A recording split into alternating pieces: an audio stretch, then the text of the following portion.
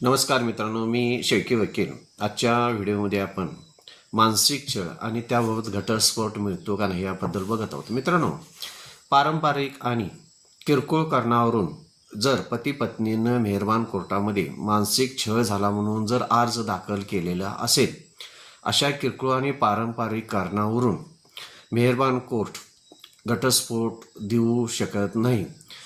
जर घटस्फोट पाहिजे असेल मानसिक छळाच्या विरोधात, तर योग्य घटना घडली आहे मानसिक छळाची, त्याबाबत तुम्हाला पुरेसे पुरावे मेहरबान कोर्टामध्ये हजर करावे लागतात आणि ते सिद्ध करावे लागतात. तरच तुम्हाला मानसिक छळ झाला म्हणून पतीला असेल किंवा पत्नीला असेल तरच तुम्हाला घटस्फोट मिळेल, अन्यथा तुम्हाला घटस्फोट मिळणार नाही. त्यासाठी महत्त्वाचं आपण जर सायटेशन जर पाहिलं तर मनोहर रामचंद्र जाधव विरुद्ध संगीता मनोहर जाधव 2018/4 MLJ 917 हे सायटेशन काय सांगते तर पारंपरिक आणि किरकोळ कारणावरून जर तुम्ही किंवा पत्नीनं मेहरबान कोर्टामध्ये अर्ज दाखल केलेला असेल तर अशा गोष्टीसाठी मेहरबान कोर्ट घटस्फोट देत नाही. त्यासाठी पुरेसे योग्य कारण घडले तरच घटस्फोट मिळतो.